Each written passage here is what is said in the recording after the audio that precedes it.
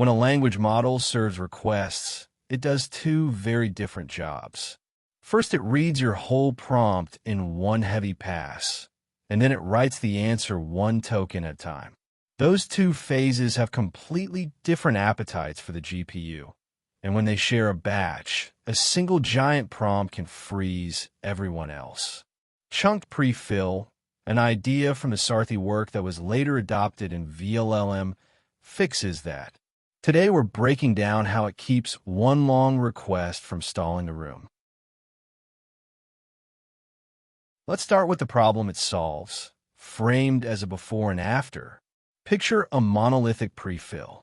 A very long prompt arrives, and the server processes the entire thing in one shot. That job is compute heavy and it hogs the GPU. So every other request waiting to generate its next token just sits there. Latency spikes for everyone. Chunk prefill breaks that giant read into smaller pieces.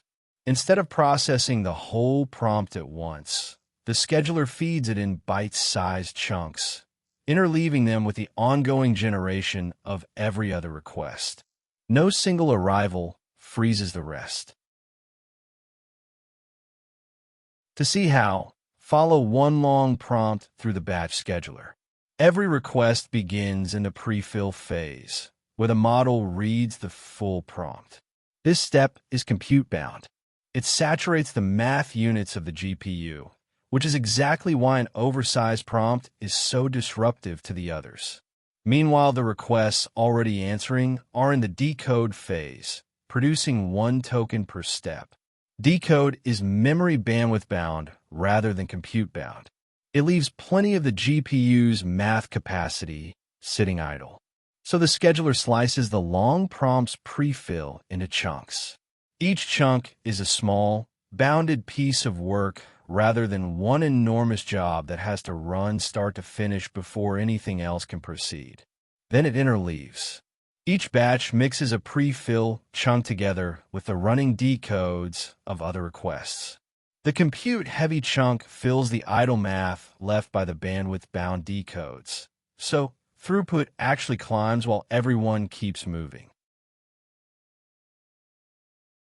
Alright, 3 ideas make chunk prefill worth knowing. Prefill and decode have opposite personalities.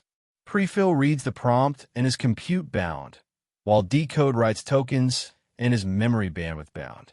Understanding that difference is the whole key to why interleaving them pays off. Chunk and interleave. Splitting the long prefill into small chunks and mixing them with ongoing decodes means no request has to wait for one monster job to finish before it gets any GPU time. Better utilization, fewer stalls. Because the compute-heavy chunks fill the gaps left by bandwidth-bound decoding, you avoid the front request blocking everyone behind it, and overall GPU usage goes up. Let's pull the essentials together. Serving a language model has 2 phases. Prefill reads the whole prompt and is compute-bound.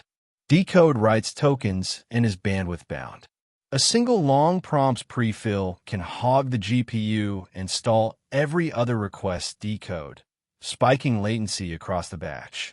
Chunked prefill, from Sarathi and adopted in vLLM, splits that prefill into chunks and interleaves them with running decodes.